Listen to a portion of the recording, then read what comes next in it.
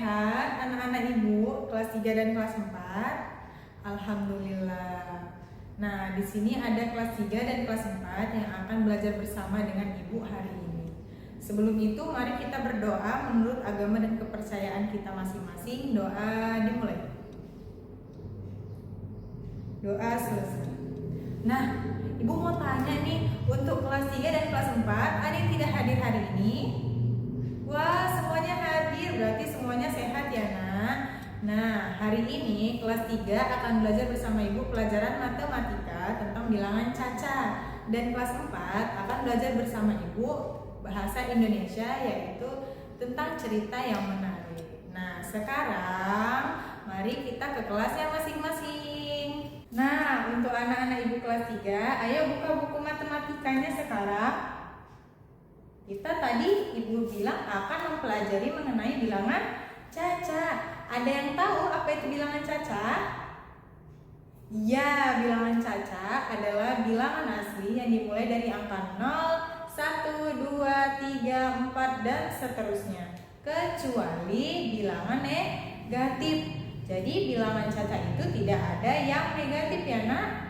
Iya, baik. Nah, contoh bilangan caca adalah 1, 2, 3, 4, 5. Nah, kalau untuk nilai tempatnya, yaitu yang pertama adalah satuan. Satuan adalah bilangan yang angkanya hanya 1. Contohnya tadi 1 sampai dengan 9. Lalu ada dia puluhan, yaitu bilangan yang ada 2 angka. Contohnya seperti 10, 20, 30 sampai dengan 99.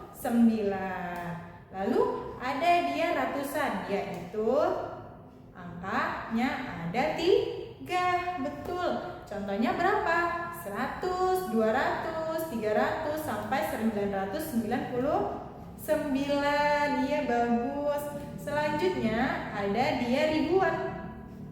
Kalau ribuan ada 4 angka dia, yaitu contohnya ada 1000, 2000, 3000 sampai dengan 9999. Nah, kalau ada 5 berarti berapa? Nah, coba kita lihat bukunya. Sekarang anak-anak ibu di kelas 3 buka bukunya di halaman 3 dan ibu mau membuat kelompok. Satu kelompok ada terdiri 2 orang. Jadi anak-anak ibu cari temannya sebanyak 1 orang agar menjadi 2 orang dalam satu kelompok dan mengerjakan tugas di halaman 3 mengenai bilangan caca. Ibu ke kelas 4 dulu ya nak. Nah, sekarang untuk anak-anak ibu di kelas 4, hari ini kita akan mempelajari tentang cerita yang menarik. Nah, apa ya cerita yang menarik itu? Nah, cerita itu adalah sebuah karangan yang berisi tokoh, ada latar, ada unsur intrinsiknya dan ada unsur ekstrinsiknya. Nah, sekarang anak-anak ibu coba kita lihat di halaman 7. Itu ada cerita mengenai timun mas. Ada yang pernah dengar tidak cerita timun mas? Nah, sekarang coba kita lihat di halaman 7 mengenai cerita timun mas. Nah, pada zaman dahulu ada sebuah rumah yang di dalamnya ada sepasang suami istri, tetapi mereka sudah lama tidak memiliki anak. Lalu dia berdoa dan tiba-tiba ada raksasa yang datang kepada mereka, lalu menawarkan kepada mereka seorang anak. Tetapi anak itu ketika dewasa akan diambil kembali oleh raksasa. Nah, mereka menyetujui karena mereka sangat menginginkan seorang anak. Lalu raksasa memberi mereka sebuah benih timun.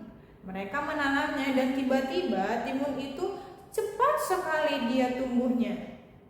Dan mereka tidak menyangka bahwa di dalam buah timun itu terdapat seorang anak bayi. Mereka sangat bahagia karena mereka sudah mempunyai anak. Nah, mereka sangat menyayangi anak itu.